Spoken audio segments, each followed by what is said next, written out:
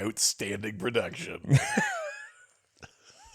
A crinkling sound, a long silence, and then 2 words. Na na na na na na na.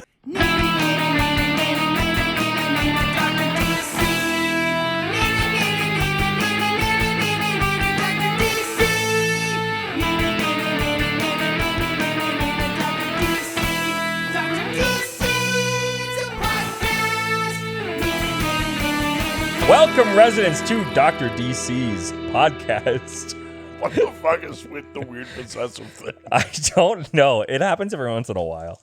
It also helps that I hadn't had the notes up yet. But anyways. Yeah. Welcome to Dr. DC's podcast. Well, do you know what's really funny? It actually wasn't even to this podcast, but a different doctor podcast messaged us at Ghostfacers. Okay, so a couple of things have happened here. So we're sort of talking around this. We'll talk about it more at the end. Yeah. But nominations, obviously, for Canadian Podcast Awards came out. Dr. DC is up for Outstanding Production this year, which is great. That's About fucking time. A true Richard Award. Yes. Which is awesome. Would have been better if it was next year. But there's a different podcast that's nominated under science or something. That's called the Dr. VR podcast. And I was like, oh, that's weird. It's weird that that's the setup. But also, last week or 2 weeks ago, We Hate Movies put out an episode about Batman 66, the movie. Yeah. And at the end of it, as they're doing their final thoughts, the one host of that show, Steven Sadak, is sort of like the resident comic expert. And they throw to him by saying, all right, Dr. DC. And so I took shit. I took the clip and I posted, I just wrote, fucking excuse me. And I put it on Instagram or whatever. And I was like, there was only one Dr. DC. Did they respond? No. Oh. But I think they got the message. They know what they did. That's fucking hilarious. Yeah. And also a bit vindicating on the name. Right? Not that I needed vindication on the name. I always knew it was good. No, of course. Of course. It's a great name. Bunch of people looking for an actual doctor. Also, there was a Dr. DC, and we took most of his social channels because he wasn't using it. And the original artwork was physician heavy, I would say. I thought it was cute. There was a comic book in the background. There's a reason we're not nominated for best artwork. All right. It's now just the fucking logo that they're now using again. I mean, yeah, we did this. Yeah, this is us. You could thank us that the Bullet logo's back. That's right. It's all us. They're like, we better line up with this podcast. Is our best art? Do we have that? Are we under that this year? No. We should. Best art? Yeah. I have tried to put Ghostfacers in for that in past years, and we haven't made it. But not Dr. DC. But across 2 shows, 5 nominations this year. Yeah. Once again, the thorn in the side of quality podcasting in Canada. Look, you say that, but every year we get a few more awards. Yeah. We get nominations going up the wazoo. The ultimate fuck you to people who try harder and care more. Look, we do in a different way. Yeah. Look at our videos. I mean, that's where the effort comes in. Yeah. Look, we won't put the work in the podcast, but if we win... Yeah. You'll get a good 10-second acceptance video. Well, good's a strong word. There'll be a lot. It'll be fine. It'll be the most acceptance It'll video. be something. It'll be so much video. It'll be a video. Yeah. And a lot more than everybody else. And more than the show for which we've won. Oh, 100%. Yeah. May not even have anything to do with that. Yeah. Each week we talk about the weird and wonderful world of DC while fielding questions from listeners like you. And of course... We really are riding high. It is No Theme November, which means an entire month full of episodes. Sorry, an entire month where we answer questions. I swear to fucking God. I know, I got it this time. It's an entire month where we've got guests on every episode. That's Gway. Gway? Gway? Remember when you were upset about May, and now you're just saying Gway? I've fallen so far. You used to have standards. I used to be like, what if someone listens to this? And I'm like, they won't. And even if they did, like, say, the premiere, they're not going to do anything about it. Like, there's so many national awards. Clearly, I don't get it. Yeah. I wouldn't want to say something about it. Also, look at the way the world's gone. Yeah. Actually, I don't really want to weigh in on that. No, you've got some real satian fucking sayings about this. Yeah. We talked about it a bit off mic before we started recording. Yeah. The idea of you trying to explain No Theme November to your girlfriend, So I have to imagine nothing's dried her up faster. oh, I bet there has been. Cool. Oh, that's not my best work. Oh, don't worry, I'm much more difficult. That's absolutely. Yeah. We take a like a walk most days. Yeah. For like an hour or so, and it was It's the perfect amount of time to explain this bit. I mean, it's gonna need it. And she was like, "Oh, you're recording tonight?" And I was like, "Yeah." And she was like, "What's the theme?" And I was like, "Well, do you even know what month it is?" Theme. Oh my god.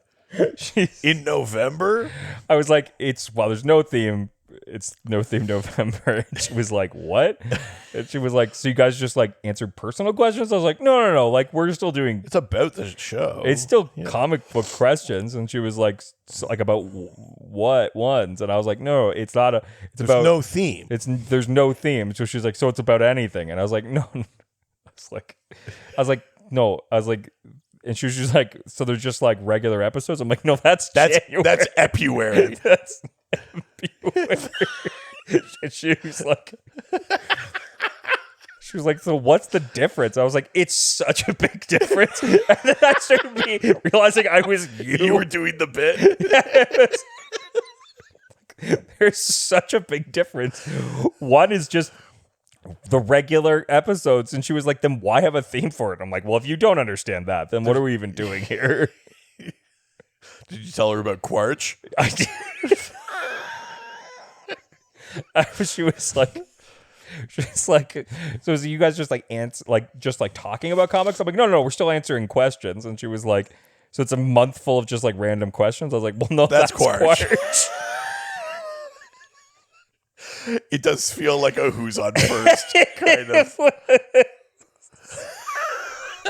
That's incredible. And I was like, "Don't even get me started on Gwei." It's so funny because, like, we all don't necessarily get a ton of time to just hang out with each other. Yeah. So there's gaps between your girlfriend and me seeing each other, and the intervening time. Yeah.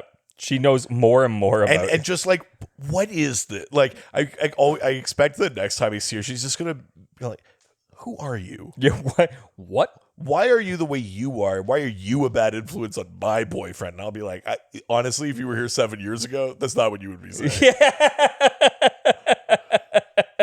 It seems like it's the other way around, but I can see why you think that. Yeah. But You've got to trust me when I say the worm tongue is on the other side of the phone. it's the opposite. Yeah. The call's coming from inside the house. 1,000%. It's like, if anything, I've become passive and you have now taken over the reins. But it wasn't always that way. Oh, she's fully lost the plot at this point, and she's just like. She just is like, I mean, like most partners now, you just like at a certain point with this podcast, you just go, all right, like whatever. Do you know what I discovered What? the other day? So we're nominated for these awards and whatever, which is cool. It's fun. It's expected. And my wife was like, "So like, how many for Dr. DC or whatever?" And I was like, "Well, one for Dr. DC, but we've won like categories in the past, and we can't get nominated. Yeah. Otherwise, we would be." 100%. Super defensive. No, but I was like, "But like 4 for Ghostfacers," and she looked at me, and I was like, "What?" And she went, "I've never listened to an episode of Ghostfacers." She's never listened. She's to been on 5 of them. Oh my god! Well, I She mean, has- again, don't listen to the ones you're on, but like, I mean, you should listen to the ones you're on. no, it's the ones you don't listen to. It's like jazz. It's the ones you're It's not the episodes on. you're not listening to. Oh, sure. But yeah, she was like, "I've never listened to an episode of Ghostfacers." I mean, to be fair, she didn't even. She also hasn't listened to Dr. DC in forever. She was listening, like She was. for a little bit. Yeah. I mean, yeah. arguably in the worst time to listen to him. Look, I will say, the relationship that ended the worst for me was the one that listened to the podcast the most. Listen, so we're all over the place here, but it's okay because it's not like there's a theme restraining us. Yeah, but it's fine. I was going back on the double doses Yeah. and listening to our 20 questions episodes. Sure. And the first couple of them, or at least one of them, she makes an appearance. And I was What? like, it was just like a real throwback. Whoa. It was, and then I skipped the one that we did as a video episode, and I went to like the next one, and we were definitively past that time. Yeah, didn't by that. There was a real like peak and valley in that I relationship. was like, oh, something happened here. It sure did. Yeah. Yeah, absolutely. Do you know what I was thinking about the other day? Since the time that we started the podcast, when we started the podcast, I my wife wasn't pregnant. I know. Nice. And then we started the podcast. I'm just gonna say, I'm pretty sure the podcast got her pregnant. We did this. Yeah. What, if anything, we greased the wheels a little for you. I hate that phrase. But my kid is 6.5. Oh my god. Yeah. What the fuck? Isn't that crazy? Soon she's gonna be growing up, leaving the house. Having her own epuary. Podcasts. Yeah. Making no themes of her own. They grow up so fast. Of course it's no theme. It's No Theme November, obviously. We know that. Yeah. What else would it be? Gway? What is this, Quarch? So we are speeding towards Docmas. We are not there yet. The countdown to final Docmas, because we keep having apocalyptic ideas for what we should be drinking and Look, doing. this is the Docmas that will end all Docmas. Yeah, I mean, honestly, if half of our ideas, if we actually do them, it may be the final Docmas. I mean, look, we're going big this year. We're going for it. You'll get towards the end of the You'll month. get your money's worth. Absolutely. By that I mean free. Oh yeah. Oh yeah. So you better subscribe. Yeah, please. Let's get into Facebook. Go to the face in the book. Going to the Facebook. The only question comes from Kyle Sovi. Oh, so V. Oh, Sovi. Which do you prefer? You have option for P. No, not P for me. So V. So V will That's answer binary. the question. I don't like that joke. So V will answer the question. There you go. So V will answer the questions now. Oh, that's the... Yeah. Kyle asks, what is a DC character that hasn't been in animation but needs to be? Oh. Ooh. I mean, it's tough because, especially a show like Batman Brave and the Bold, a lot of characters showed up through there. Oh, is that right? Interesting. A character that has not shown up in animation that needs to. I'm trying to That's think. a very tough one because a lot of characters have shown up in animation. Now, I think for the purposes of the question, if a character like showed up in the background and never had a speaking line or something, we could reasonably throw that character out as needing more to have to do. But, God, a character, interesting. Let me think about this for a second. A character that hasn't shown up in animation that should.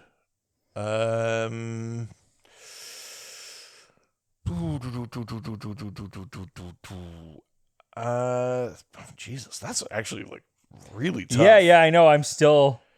Fuck. Do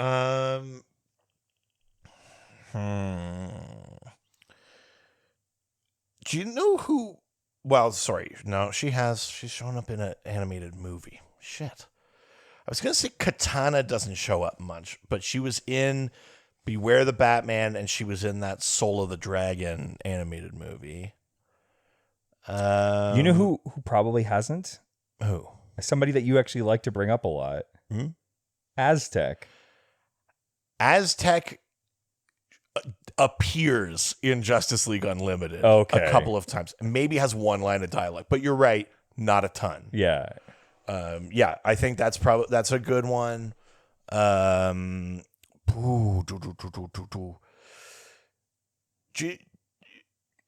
Guardians? Do you know what? In animation, Alan Scott? is he even in that Justice Society World War II one? I wonder if Alan Scott. Wow. I wonder if Alan Scott hasn't shown up in animation. Huh. If he has, he's a real wild card. I'm gonna say Alan Scott. I think maybe you see a glimpse of him in Young Justice as a reference to the old generation of heroes, but I don't think you actually see him. You might see like a photograph of him or something. Wow. I'm gonna say Alan Scott. I'm going to say Jeb Stewart, the haunted tank. Oh, I mean, Haunted Tank might have been on Brave and the Bold. Really?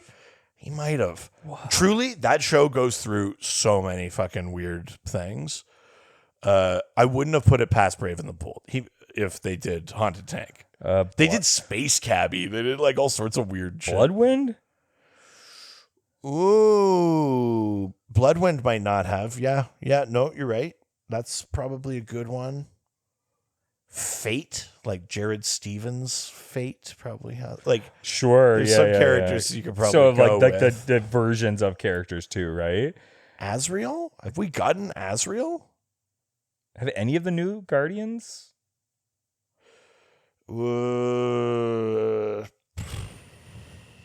Yeah, I don't know. No, that's a good call too. It's true that you do have to kind of dig. I think. Yeah. But yeah, I'm gonna say Alan Scott. Nice. All right, let's leave Facebook and head it over to Threads. Threads. Who ask Absolute rhythmless. Mosley Xander, who asks, who started the Blackhawks in the comics, and do you think they have a place in James Gunn's DCU?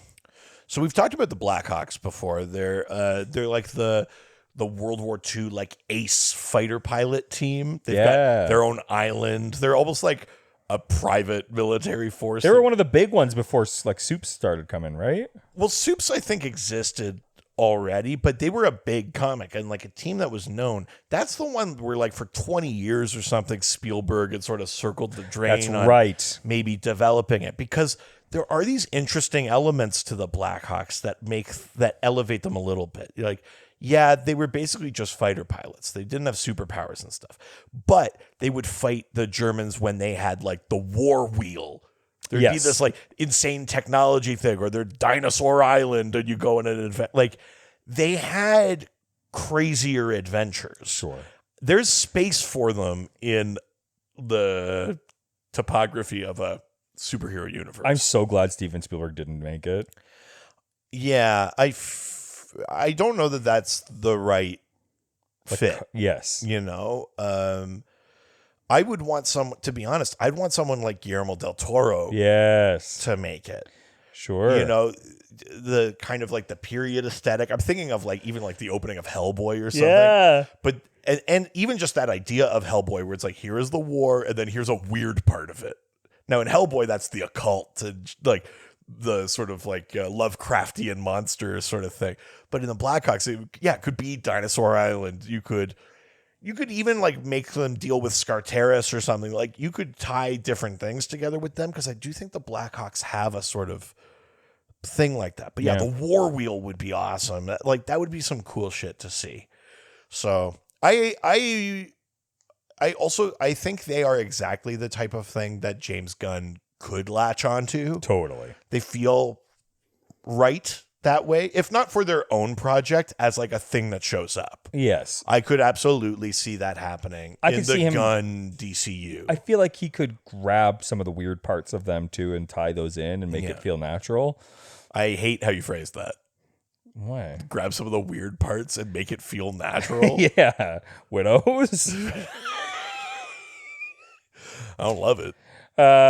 So next question. Okay. Junker. Yeah, that's like an email that I had sent that I'm finally getting a response to. Yeah. Nice. Junker. Why is Jesse Quick such an unsung part of the Flash family? So Jesse Quick, now from the show, they had a version of Jesse Quick. Yeah. Who was from Earth 2. She was the daughter of that world's Harrison Wells. Yeah. She was great, actually. I liked that character on the show. Yeah. I thought she was really good.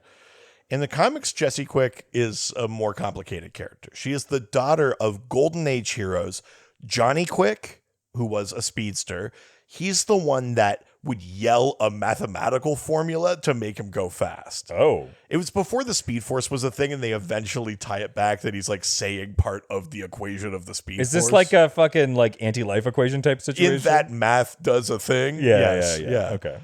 But it's like he would yell like 9xy times 3 2b, like he would like, which you could do in a comic because you just have him yell and you put all the text in there. Someone actually saying that out loud would be fucking insane. Yeah. But he would do that. So she's the daughter of Johnny Quick and his partner Liberty Bell, who was a super strong character. And so the two of them have a kid, Jessie Quick, who eventually does get, her dad does share the Speed Force formula with her. And she also inherits her mom's super strength. She serves as Jessie Quick as a hero for a bit, and then eventually also becomes the next Liberty Bell, I think. Oh, wow. Okay. So she sort of inherits both. Johnny Quick and Jessie Quick are absolutely probably the most forgotten part of the Flash family. Mm-hmm. We add members to the Flash family, but they're ones that do kind of get forgotten a little bit. Although I will say, Jeff Johns, in that Jeff Johnsian way, he's good at remembering that there was a formula, like Wally's used it, like sure. The math thing has come back before, but it's not necessarily that it comes back and you go like, where's Johnny Quick? Where's Jessie Quick? It's more just like the idea kind of comes back. Why do I think they're the most forgotten? I mean, great question. Or an unsung. Honestly, it might be more interesting for her. It's fine to have super speed, to be a speedster, to use a bit of the Speed Force, but the fact that she also has super strength, you kind of go like, you should be like more of your own thing. If the Flash family is fighting a thing, I don't know that necessarily means she should be immediately on call, but maybe she fits better with the Justice Society characters, with Infinity Inc., with, you know what I mean? Like, with those kind of characters. I think she may have been on the Titans for a bit, but to me, it feels like she belongs more with a different kind of, quote, family of characters from a publishing perspective. I don't think Johnny Quick and Jessie ever had the familial connection. That's the big thing with the Flash, right? Is that they're like a literal family. We say Bat family, and a bunch of them are. We say super family, and a bunch of them are. But the Flash family are as well, like family. And Jessie Quick and Johnny Quick are on the outside of that, I think. Yeah. That's my take on it. No, that's fair.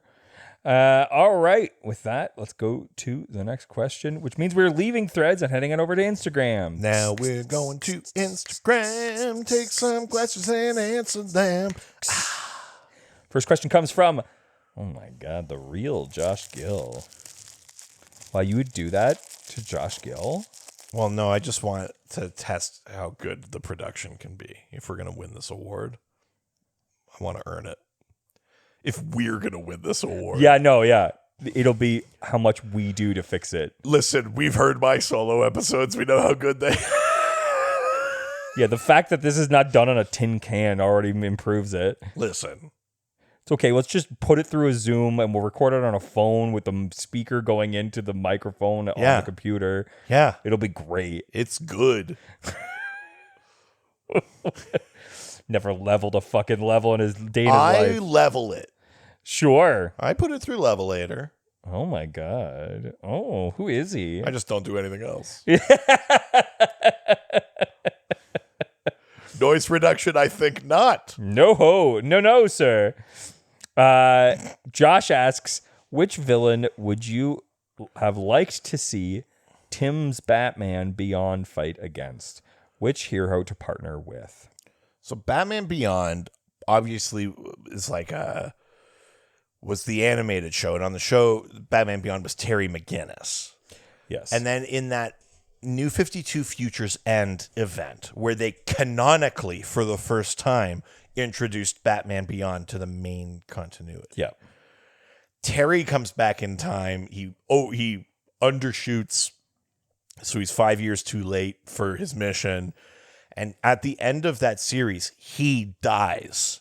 Oh, wow. Okay. And the Tim Drake of that possible future takes up the mantle of Batman Beyond and returns to Neo Gotham in the future.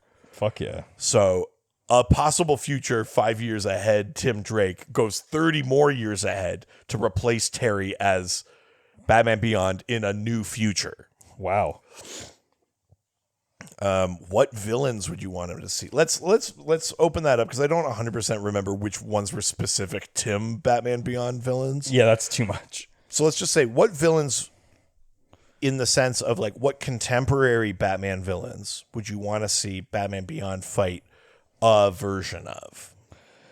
Either the original one, or they've got a kid, or a successor, or whatever. You know, one who we don't really talk much about, but I think would be interesting is Prometheus. Right. Yeah. I like the like sort of like mirror Batman sort of like. Right. Where his parents are killed by cops. Yeah. And I mean, like having to deal with that in the future where it's like we're more aware of that kind of thing too. Yeah. But also where like potentially like a cyberpunky Neo Gotham may have a more extreme police force as well. Right. It's interesting. So I think that could be kind of a cool thing. Yeah, Prometheus would be interesting. I think for me it would be neat to see you go like in the future.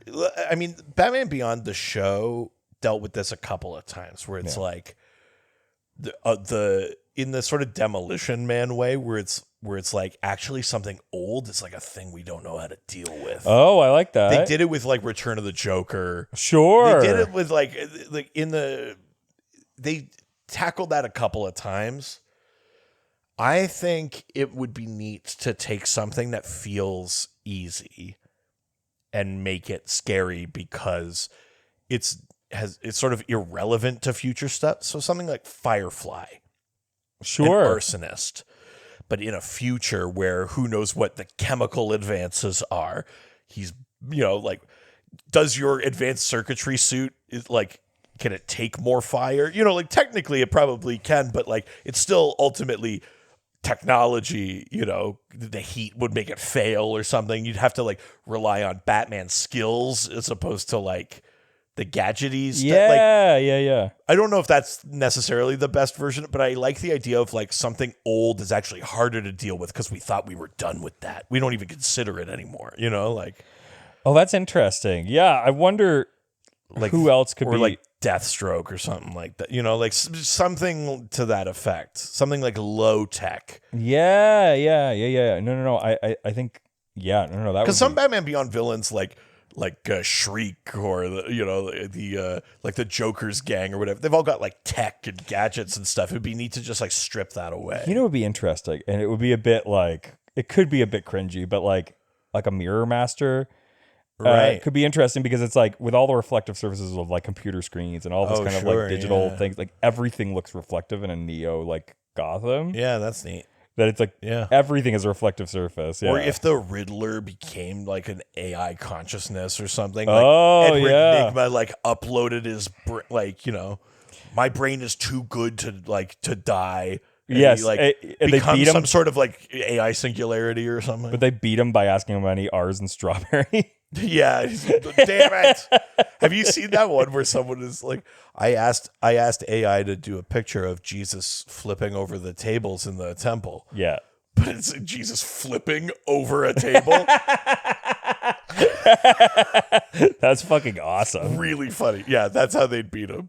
They'd be like, "Fine, we'll fight Riddler, but first, which of these squares has a bus in it?" Yeah. You're like, fuck. Shit. That's fucking good. I have a riddle for you. What are the letters and numbers in this sequence? I can't read it. They're all bendy. The other was the who's the hero that partners? Oh, a hero to partner with. Right. So, in Batman Beyond, there is the Justice League Beyond, which it's a bunch of characters that aren't necessarily contemporaries of Batman. The one that really carries over, there's Superman, Big Barda, and Static. Sure. Are kind of the three that sort of make it. But yeah, a character that I'd want to see Batman Beyond team up with. I think like maybe get a version of the Outsiders going, like Metamorpho, a character that reasonably, beyond the fact that he dies constantly, should just keep living. Sure. You know? But Metamorpho might be neat. Yeah. I wonder what a version of Green Arrow could be. I mean, because it's already kind of irrelevant to have arrows now, but like in the future. But now even further in the future, they'd be like energy arrows or something. But like, would they be? Because like arrows don't even make sense now. So like, are they just still arrows? I mean, it's totally practical. Sure. I do love when they're like, Green Arrow's got all these trick arrows or whatever, and in like a cartoon, or you'll see him like fire an arrow at a computer and like a USB thing, and it like plugs in. It goes, you could have walked up and plugged it.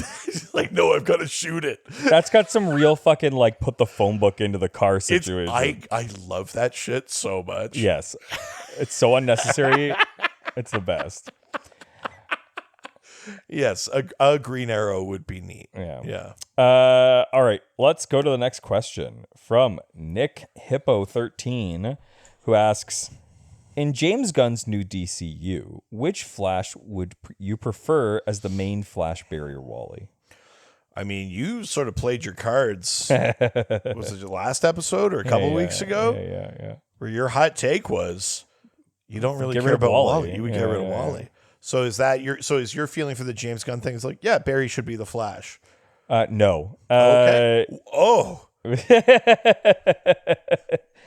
Classic flip flop, Richard. You can never, and see me flipping over a table. Nice.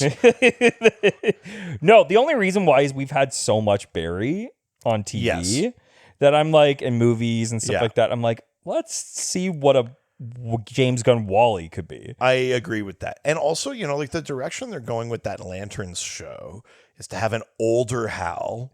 Older, it's still Kyle Chandler, but older Hal, younger Jon Stewart. So it does kind of feel like maybe Barry's around, but it'd be neat we're in a later generation. It'd be neat if like our main Flash was Wally. Yeah, and I just would love to see how they because we're not like launching into a universe where like there aren't soups yet and they start emerging. Like we're not doing that shit. In that Superman movie, we're just like, there's a Justice League, there's characters over here, there's a guy over, like, we're just in a world with these characters. So you can, the freedom to just start anywhere. I don't know why you wouldn't take advantage of that. Well, exactly, right? Yeah. And I think we've already been doing that with DC lately anyways. Yeah. And so I think I like the idea of a world in which, like, it took Marvel so long to get there, and now we're sort of there with them. But like, right, I like the idea of like getting to a point where it's like, oh, now it's like, oh, the old person who used to wear that costume kind of thing, right? I'm like, how far back? Like, do you even go before Barry? Do you reference the fact that honestly, one of the best versions of it is the first Ant-Man movie. Sure, where they're like, yes, we're starting with whatever these other characters, but it's like, we like the Scott Lang angle. We like that he's a crook. So we go like, there used to be Ant-Man.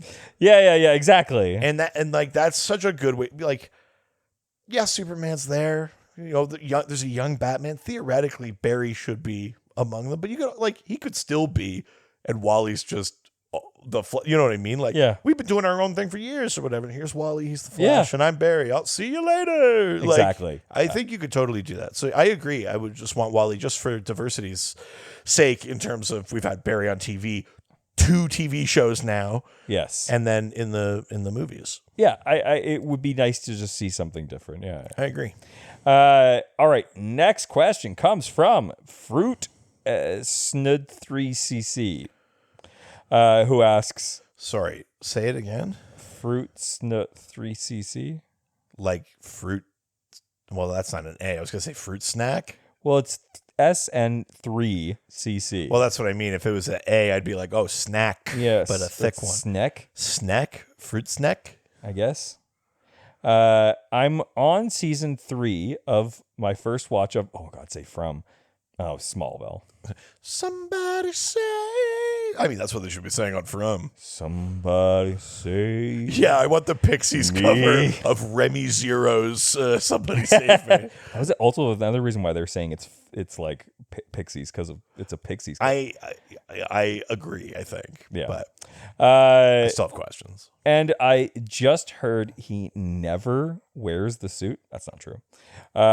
I would kill to see that hunk of meat in the Superman suit. Easy. So my question, why does Tom Welling hate me personally? So Richard is technically right. He does wear the suit. Yes, like the In last shot. Last episode, the last shots Yeah. of the last episode of season 10. Yeah. But the rule for this show, which they, wiggle around in different ways, was no flights, no tights. Yes. That was their, we're doing prequel. Now, of course, the beginning of season 4, I'm pretty He sure flies. it is, he's flying. But that's Black Kryptonite. But for the most part, they were like, he's not Superman. Yeah. So and they'll bend over backwards. They'll call him the Blur, the Street. Yes. He'll have a fucking Justice League, and they'll be like, "Who's the Blur?" Yes. So fucking You know? stupid. Yeah, they're a real fucking Gotham of itself. It really is. But so you can argue at a certain point maybe they should have just admitted it to themselves. But I get where they were coming from, and I will say it does make it part of a satisfying finale. Yes. Be like, "Oh, he's fucking Superman." Yes. That's pretty good. How do you feel about Tom Welling as Superman, or as Clark, I guess? Great Clark. Yeah, sure. Superman's fine. Yeah, I guess technically we don't really see Superman. Yeah. I love him as Clark. Yeah. I don't like him now, like Tom Welling. No? No. Is he bad? I don't know. He likes Is a it lot because of he those. grew a goatee and he keeps doing Navy SEAL shows? Yes, that's Oh, exactly okay. why. Because he was on Lucifer too, Yeah. wasn't he? Oh, maybe. I don't know. He was like a cop Oh, that's that was right, he was. after Yeah. Lucifer or something. Yeah. He might have nothing. There might be a real Tom Grummett. Is this a Tom situa- Grummett? Yeah, it Yeah. might be a Tom Grummett situation. What do you have against people named Tom? Oh my god! This goes all the way to the Tom. Holy shit! Fuck, that's good. That's good. You know what? It might be nothing, but I've been burned by Zachary Levi, so I think. I can't believe you didn't know that Oh stuff my about him. god. But yeah, so Yeah. I think for me, it's more of just a slight concern, Right. And I think, but otherwise, he was a perfect Clark, Yeah. perfect fucking. There was a thing. I don't know if you saw that thing the other day that was someone said Superman would vote for Donald Trump. That's so. 'Cause he's Dean Cain would, but he's not. Yeah, Superman. yeah. But because he's like a rural farm boy, and people were showed actual scenes. I think, from Smallville, where where fucking his Clark's mom was oh, she's an immigrant. We need to tell fucking Ice. Yeah. And he's like, I'm an immigrant. Yeah. And she's like, that's different. He's like, is it? Yeah. Yeah, and I mean, God, we don't have time to get into that, but yeah, anyone that thinks that Superman would in any way support any of I know. the current Republican agenda Insane. is fucking stupid. Yeah. And you should tell them as much. Yeah. I really like Tom Welling.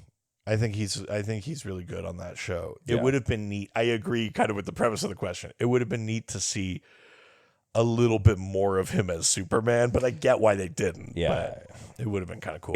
I think the last episode Yeah. would have been nice rather than just a couple scenes, but Or even yeah.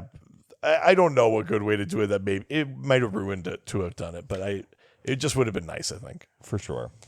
I did like him in the Crisis. Oh yeah, That was cool. that's a good little scene with him. Yeah, and even though it's not his Lex, I still like the. There's something about that scene where it's it does feel like he's Superman now. Yeah, Just the way he carries himself and it's oh no, this is an intimidating guy. yeah, and he's older and Yeah, I just something, even just the humor of it or whatever. Yeah. Like, yeah, I agree. I liked that scene of him. Yeah. All right. Next question from Doug Thune, who asks, "What do you think about Legends of Tomorrow? What's your favorite season? Mine is 4 or 5." Yeah, we've talked about this, every once in a while on the show. Legends of Tomorrow You love Legends. had a tricky start though, because the first season of Legends of Tomorrow was really built in the Arrowverse of it all. And what I mean by that is, it was like, we're making a CW superhero show, so it's like Rip Hunter's got to go through time, and like, yeah, there were like fun adventures, but it's like, what if we can't stop Vandal Savage? Like, it was the drama, like the melodrama stuff that the Arrowverse would do. That even the Flash, which at the time was still crushing, even the Flash would dip into like, it's feelings time, or whatever. And so I think the first season of Legends is actually bogged down a little bit by the weight of a show like Arrow. I mean, he appears on that show even like in a future, we got like Old Man Ollie kind of thing. But season 2 really opens up for me. Season 2, they let them be in a superhero show, like a true superhero show, where they're up against a team of bad guys, largely from Arrow, but also Reverse Flash. I really like Matt Letcher, the guy that plays Reverse Flash in that season. We introduce Justice Society. We're doing these like sci-fi adventures, and they finally kind of nailed the team dynamic. Like, I love the idea of like Heatwave writes romance novels. Yes. Like they found a great way for this ragtag group to work. And I hate to say it, a big part of it was pushing Rip Hunter out. Rip Hunter was actually the part of the show that didn't work. Yeah. And season 2 proves it. And then by season 3, they were like, do you know what? Fuck it. And like season 3 opens with like a unicorn stabbing someone at Woodstock, and they're like, well, time to superhero. Like, and then the show's fucking great. But I will say, I gotta, like, for all the wackiness and the fun that show would finally have when it found its stride, I really like season 2. Season 2 feels to me like it got special sauce. I know it's between maybe what made Legends special, which is the later seasons, and the bland kind of CW thing from the first season, but it really felt like it was in a sweet spot. Kind of like season 2 of Arrow, to be honest, when they started introducing like this Deathstroke. Sure. Here's this Mirakuru drug. Here's like backdoor pilot for the Flash, and I was like, oh fuck, is Arrow like good? Something about season 2 of Legends really works for me, especially the last few episodes, like the lead up to the finale of that season is awesome. Really, really good. So yeah, I might throw that out as my favorite season. Do you remember my controversial take? You like season 1 the best. Yeah. Which is, I would say, controversial. This is the problem, was that like the first time I tried to watch this show, I was like, I don't know. And then I went in again and I was like, no. I keep hearing how great this show gets. I'm going to push through. And then by the end of season 1, I was like, you know what? I really like this crew. I like this concept. I'm like, I could keep watching this. And then it changes. And then it fucking changes so aggressively right. that I'm like, this is not the fucking show I signed up for. And it just upset me too much that I couldn't keep watching. Interesting. Because I mean, you know me, constantly apologetic for anything superhero-y. But like, even for me, season 1, I was like, get to it. That was how I felt through season 1. I get it, but I fell in love with those characters and like the conceit of the show, and then they just were suddenly like, there's a fucking time association, and like, right. I'm like, fuck, what? Like, right. Yeah. I bet if I pushed through that, I would be happy again. But it felt like they were like, no, let's reset this show. If you liked season 1, then I think you're right. The adjustments they make, that would be hard. They reset the show. It would be hard to deal with. I think that's fair. Yeah. Yeah. So. Interesting. Yeah. Those are our perspectives. But yeah, 4 and 5 sound good too. Yeah. They had Constantine at that point and stuff like that. Yeah. Next question from L Mackle 099, who asks, Can you please talk about Justice League Action? It's a great show of DC characters in action. Where was your first tip off? Justice League Action was like, I would say, a more kid cartoon. Okay. Like Teen Titan Go? Not quite like that, but it was like just a more colorful, little brighter Justice League show. Sure. It wasn't in the same universe as Justice League Unlimited, but it had that vibe in that like a main character would be on a mission with like a weirder character. Sure. It was a good show for some of that stuff. I will say, if it's the show I'm thinking of, if I'm not confusing it with Brave and the Bold, it had some good gags. Like they did an episode where, so Mark Hamill on that show voiced Swamp Thing. Okay. He might have also voiced Space Cabbie. Okay. And on that show, they did a bit where the Joker, voiced by Mark Hamill, for some reason, him, Space Cabbie, Swamp Thing, and that's funny. the actor Mark Hamill are all in a car together. So funny. Like they would do like gags on that show that were fun. That's funny. I like that. They did some stuff like that. I think there were some cool character designs on that show. They still had some, big voice, like Kevin Conroy was still voicing Batman on that. But it was fun. It was more lighthearted. It wasn't like the Justice League Unlimited cartoon is fun as well, but it's built off Batman the Animated Series and Superman the Animated Series. Sure, yeah. So it's still has a foot in it's for More kids. serious, It's for kids, but it's like a little elevated. Yeah.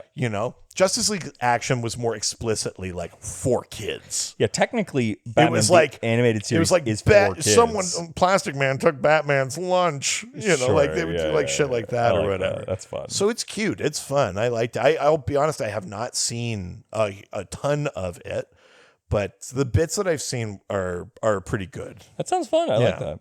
All right, let's leave Instagram and head on over to Reddit. Where everyone's nice and no one's ever mean. From Not I, Noobmaster69. Nice. Who asks, Dr. Manhattan is supposed to be Captain Atom, and there are very clear similarities, but why are they so different? Like, Dr. Manhattan is known as one of the most powerful men, and Captain Atom is basically the government's bitch.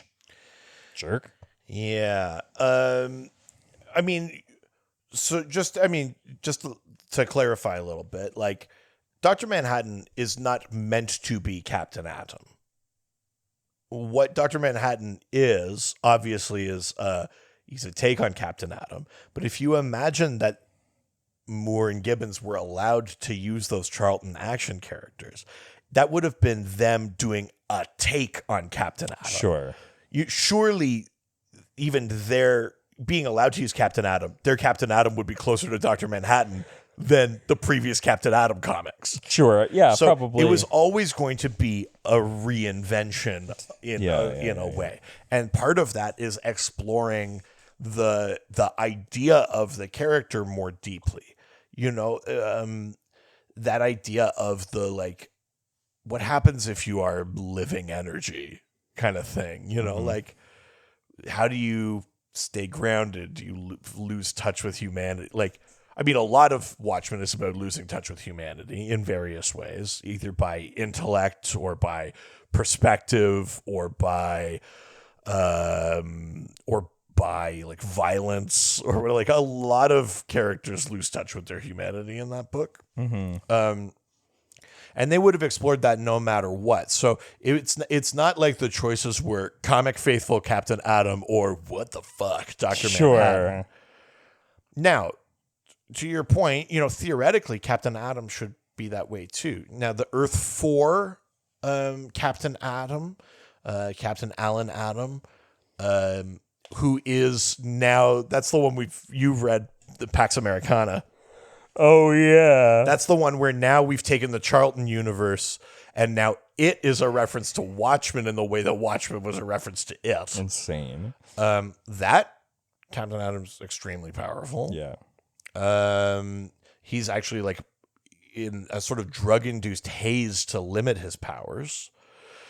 Even in, like, I think it's New 52 Futures End or something like that, our main Captain Atom kind of accidentally achieves like godhood. Oh wow. You know, he just sort of dissociates and kind of blends into the quantum fabric of reality because he could. But yeah, I don't. Maybe it's that he has more human connections. That he's convinced himself he's a person. You know, Sure. I think he maybe does more of that exercise. I think it probably helps that he is a soldier, not a scientist, like John Osterman. Like I think Osterman maybe as a scientist is also he's pushing the exploration of what he could do, whereas you know, not to be rude about it, but a more blunt instrument like a military guy is like great radiation hands. Sure. You know, like, yeah. I don't know that that's totally fair, but I think there are personality differences that you could attribute some of that stuff Well, I mean, to. you see that with the Green Lanterns, right? I think ultimately the thing is that Captain Atom has the potential, I would say, largely of something like Dr. Manhattan, but in various ways he is either held back or denied himself that, or he values his humanity too much or whatever. But Totally. there's the odd comic where you go like, Captain Atom's a problem. Oh, sure. Like the Jenny Sparks Black Label book is a little bit exploring that exact idea. Oh, wow. Yeah. So, yeah. There you go. Next question. Ghost with a Pen asks, which show, in your opinion, has the best superhero theme? Ooh. I mean, I think that's not even a question. There's only one answer. You're saying Smallville? No. Oh. Fucking Batman the Animated Series. Oh, God, all of them. Oh, shit. The 60s Batman? Really? Listen, the Batman Animated Series one is great, but that is a riff on the Burton movie one. It is, like, it's iconic, but it's also, quote, derivative. You go, like, iconic. It's got to, like, the 60s Batman one is way up there. For, like, I think for notoriety, sure, but... You know, like... But the best? Oh, man. It's tough. Shoot. Okay, well, what other ones are in there? Wonder Woman! There's also new shows. Oh. I was going to say Peacemaker. Peacemaker, yeah. Do you want to taste it? Is great. Do you want to taste? Do you really want to taste it? Oh, I mean, the Doom Patrol theme was Yeah, solid. I mean, yeah. there's a lot of good themes. Let's throw that out Yeah, there. yeah. One that absolutely does not make the cut is Justice League / Justice League Unlimited. I'm sorry. It's just not good enough. I would put the Superman animated series theme. I would put it above the Batman one. Oh, if you're considering the derivative part, then sure. But I think That's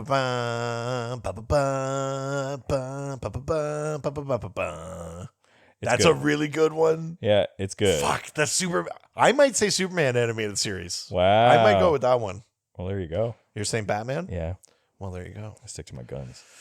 Black and blue. What? I was like, I'm Superman. You're Oh. Batman. Superman. All right. Yeah. Ha!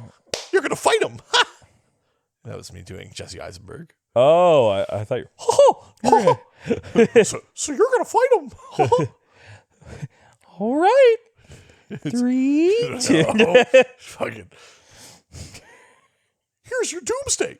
Yuck. Your goof's day. Lick. What is this? I don't know. I like that people were trying to figure out when the lick thing. Yeah, when did Goofy start licking pussy on the show? That was like a thing that was happening on the dot score. It's like, hey, does anybody know what episode Goofy starts eating pussy? I think it's the For Tomorrow episode. I think it is. Fucking insane. The fact that these conversations can even happen is very funny to me. That's one of my favorite channels on the Discord is the classic Classic episodes. I know it's mine People too. going back through, I'm like, Jesus Christ, the shit we've done. Oh my! Truly, It's so funny. Speaking of, next question comes from the Doc Squad. Oh my god. Oh fuck. Doc scored. Of course, yeah. Scored. Scored. Da da da da da da. Doc scored. Nice. Nice. First question comes from the Multi Sanchez, who asks, in Justice League Unlimited, Captain Atom was able to generate red sun radiation to fight Superman. Is that a power he's used before, or is this just a JLU thing? Ooh, I don't know if technically he had done it in the comics before, but it's absolutely like, it's not like a stretch of his powers. Sure. He's living energy. He can absorb energy. He can emit energy. He's able to do it in different ways at different frequencies. Basically, like any character that has any sort of atomic control is able to do that. Like Firestorm has synthesized kryptonite and stuff like any character that's got a sort of like energy or control at the atomic level like that can theoretically basically just make kryptonite energy. Or in this case, red sun energy, even easier. That's just like a frequency of like, you know what I mean? Like, so yeah, making red sun hands basically to punch Superman. If it didn't happen in the comics before, it absolutely could have. It's like, it's not a stretch in any way of Captain Atom's comic book powers. Red sun hands, red sun punch to punch Superman. Red sun hands, won't you punch? Won't you punch? That's good. Fuck yeah! I really like that. Yeah. Hell yeah! Yep. We did it. It's all right. Yeah. No. You're good? I'm good. Okay. Last question from Tone DX 2049, who asks, how did Harley Quinn change the face of the Suicide Squad? Would you say that she's the reason for the change of the Suicide Squad, or did they already move away from the whole soldier thing before she was added? Oh, right. So, yeah, we talked about this before. The Suicide Squad initially in the comics was just a war comic. They were just soldiers that did dangerous missions. Yeah. But the change to what we know them as now, which is like supervillains press ganged into like black ops operations, that started in the 80s or whatever. That's the Ostrander run of Suicide Squad. So this is before Harley joined the team. Yeah. It's before Harley debuted on Batman the Animated Series. That series retooled the name, the idea of the Suicide Squad to be Task Force X, where you had Deadshot and Count Vertigo and the Enchantress and Captain Boomerang and Bronze Tiger and, you know, some characters like that. Sure. On the team. The moving Harley to the team was a New 52 invention. Harley had made her, her debut on the Batman animated series in the early 90s. She had started appearing in comics and stuff in the late 90s, early 2000s, canonically. She's in she even kind of gets away from the Joker a bit. She's in series like Gotham City Sirens and stuff like that, but doesn't really get sort of fully 100% pulled away off to herself until the New 52. And she's put on the Suicide Squad. And I mean, honestly, not just that she's been in a couple of movies, but think of how many Suicide Squads have Harley on them now. Yeah. She sort of instantly, iconically fits on that team. Sure. So she may not have been part of the retooling from the soldier to the villain version, but she's absolutely a retooling of the villain version. And I'll go so far as to say what she brought to the Suicide Squad is a thing that we hadn't seen out of that team in a very long time, which was that we like them. Oh, interesting. The original Ostrander Suicide Squad had these interesting interior moments with like Count Vertigo being like, fucking kill me, or like whatever, and it was interesting, but really like you'd see the Suicide Squad here and there on things, but they were villains. Yeah. It wasn't really like the take of the Suicide Squad now, which is like, yeah, we're villains, but what if we could be more? Yeah. There's a little bit of that in the Ostrander one, but I would say versions between the Ostrander one and New 52 really let that go. What Harley brought to the team, we were in the midst of our rehabilitate Harley. Sure. We had seen her in Gotham City Sirens. Obviously, she's a little more villainy on the Suicide Squad, but we go like, but she's away from the Joker, and I want that for her. Yeah. You know, like we're Yeah, you're rooting for her, right?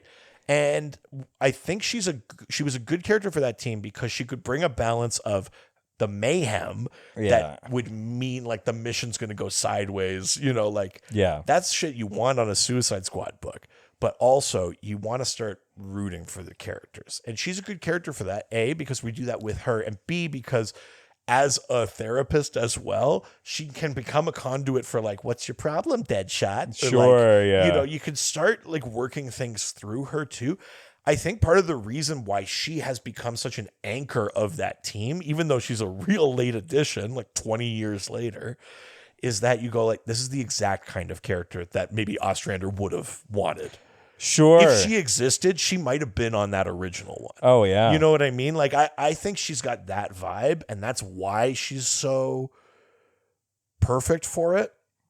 Because I think that original run was aiming for some of that stuff. And I think good Suicide Squad runs give us the balance of we can enjoy a little bit of loose mayhem, but we've still got to root for them.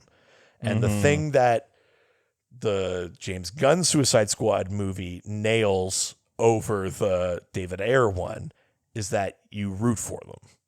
Totally. I don't know that you root for the David Ayer No, Suicide. yeah, Even if you like that movie, even if you like some of the interpretations of those characters, they're bad. They're not fun. Yeah. Right? Like they're not fun. Yeah.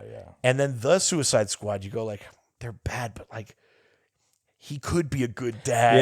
Yeah. She's, you know, like she's misunderstood, or like King Shark just needs friends. Or, Yeah, you know, like you can watch yeah. him like rip a bunch of guys' heads off and go, but he's lonely. Yeah, you know, like totally. It's like it's cognitively dissonant, but that's what works on the Suicide Squad. Totally. And the more you could do that, the better formula you've got. And I think Harley's a good conduit for that. Well, it's also so complicated when you have like a series of bad guys doing good things. It's like you need to have a bit of that, right? Like, and it totally does not absolve them of bad. Like I don't want people to misunderstand me, but I do think you go like, but like King Shark's the best, like yes, of that exact thing. Was like he's just like ripping people apart. He could eat them, and then you go like, but he just wants friends. Yeah, you go like, oh, you just like completely overlook the corpses. You know, like the 100%. And Harley's good for that. Totally. Yeah. Awesome. Well, that was the end of questions that we had Careful of an episode fucking careful that we recorded on a month without themes guests or guests. Yeah, because it's not Gway. It's also not Gwovember. Yeah. Oh, when I see you, I Gwovember. Oh my God. My Vembo is glowing. Oh no. All right. Well, that was the episode. If you want to send us questions for future episodes, just send them whatever ones you want. Any DC stuff. Yeah. Because I mean, you can send questions. Just don't expect us to do questions. Well, we answer them though. Yeah, but let's not get ahead. It's not Quarch. Sure. Yeah. It's not a whole month just of questions. There is. They are still DC related. Pump the brakes. I said related. That was close. I know, but I said DC related.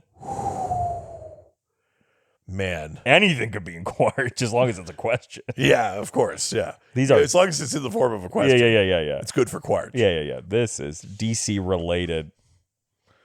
Man, you are flirting with disaster. You almost put a theme in this month. Think of what you've done. All we've sacrificed to get here. I will say there was a lot of Justice League Unlimited questions in this one. Listen, are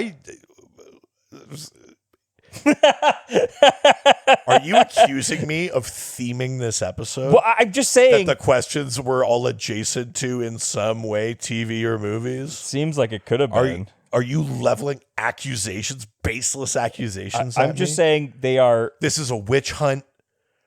He's jealous. They're movie or TV related episodes. It's not good enough for him to get a nomination for outstanding production. Well, it's not fucking hosting, so. Yeah, well, stick with me, kid. Oh my! Yeah. Oh yeah! I'm gonna ride your coattails for once. Yeah, Lord knows I'm not winning for production. So. Yeah, can you win for most outstanding loud snacks? Listen, I could probably win for most episodes had to do by self. Yeah, if anything, yeah, you're just winning for pure numbers. Most host. Yeah. Yeah, you're standing out as the host because there was only one. The category is best host. It's not outstanding. Oh, it's not outstanding? No, so. Oh, interesting. Anyway. Best attended. Anyway, it's I definitely have best attendance as a host. Yeah. But yeah, fucked up that you would brown-noser. say that I themed this episode. I absolutely didn't. It's no theme November. How dare you impugn my integrity? No, Let's do the read your fucking it's a script. subject related episode. What is wrong with you? Oh my god. Movie and TV subject. Everybody plug your ears for a second. I don't want you hearing this. I don't want you to hear me beat the shit out of Richard. Oh no! You could ask us questions when it's appropriate. And just leave it there, yeah. But more importantly, subscribe to our Patreon. Patreon.com/DrDC. There's a $1, $5, $7 level. They all give you access to the Doc Scored, our awesome Discord fan community. And at the higher levels, you get bonus episodes, bonus rewatch series. We're doing DC Review. It's me and Dr. DC Sr., my dad, watching all of the DC Extended Universe movies. Wow. The Suicide Squad episode just came out on the weekend. Wonder Woman comes out later this week. How do you fit that much dick on one podcast, both in personality and in physical features? Yeah, well, we made room by you not being there. Nice. I mean, you're welcome. Thank you. Now we Fuck, both damn accidentally complimented each other. God damn it. Coming from wide mouth over here. Yeah, hell yeah, nice. Yeah. We've already mentioned it a few times now, but we're nominated for podcasts. So if you have a podcast in Canada, Yeah, so the Canadian Podcast Awards, they're industry awards. So if you happen to be a Canadian podcaster, head on over to canpodawards.ca. that's right. Register yourself. If you're not registered already, register yourself, and then vote for us for Richard for outstanding production in a series. Yeah, That's where baby. Dr. DC's got a nomination. There are 4 nominations also for Ghostfacers. If there's a write-in option, just write in 2024 for Dr. DC. It'd be comedy great. series, for main title theme, for People's Choice, which anyone can vote on. You don't have to be a podcaster. You don't even have to sign up. And best host, yours truly. I'm sure there's other options. So fucked of you. You So- can't even be supportive of me. The last thing you need is being supported. I deserve this. Yeah, this is the problem. Yeah. And so help me God if I don't win. See, they'll all pay. Yeah. If I don't win and if they don't thank Beyonce, What that's about? I just know that there was a conspiracy theory that if you don't thank Beyonce, you you get killed. Yeah, or whatever, that's insane. But also, look, all I know is you're gonna get what you fucking deserve. Oh my God, I hope so. But considering voting for the most popular podcast means talking about the most popular podcast. Ghostfacers. Yeah, Ghostfacers is a Supernatural rewatch. We go through every single episode of the CW Supernatural. We talk about real world monster lore, behind the scenes stuff about the show. We're halfway through season 10 right now of 15. Yeah. So we are approaching, we're just past the halfway point of the last season of the second third of the show. I'm so glad that you've committed to the proper way to describe. It's where the we're only at. clear way to say where we are. Thank you. Yeah. We're in the second half of Yeah. this. shit. We're not nominated for most clarity, that's for sure. God, why would I mean? Look, we have What a bad category, by the way. also comic books and fucking Supernatural. There's no way we're gonna get those. Most clarity. Yeah. I think it would be fun to start a series of awards for like weird things. We like should that. Be start like, doing. best diction. You know? We should start the We should start the not the Canadian Podcast Awards. I can't believe it's not the Canadian Podcast Awards.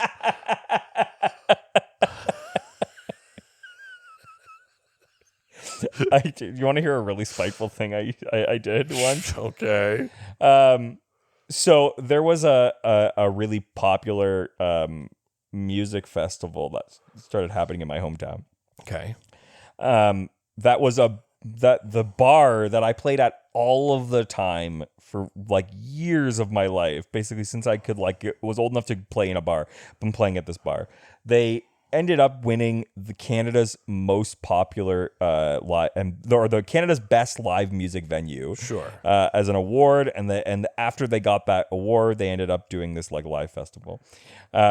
I, friends with the owner too, was like, hey, like it'd be great for my band to play that if it's possible. Never got back to me, never put me on the thing. Sure. So I got really mad. Sure. And did a competing festival the same night. Oh my God. That's very spiteful. Yeah. It's real vindictive of me. It's funny though. Yeah, it was a good time. I love that stuff. What's great is that I like how we have the two different Christmas markets yes in town. Oh, Spruce Bog and the fucking and the 12 Fireweed. days. Yeah. Well, it's 12. Well, But yeah, it is a Fireweed one's Fireweed. right. Yeah. Yes, 100%. What's funny is that I did end up like packing the house that night, but only just because there were so many people who wanted to go to the other one, they couldn't get in. I mean, listen, it counts. It worked. It's good. Yeah. It worked. That's very funny. So yeah, subscribe to Ghost Facers. Yeah, of course. And that is it for this week. Adios. Ciao, ciao. All the superheroes, they always fight for what is right. Live with danger and adventure, they are men of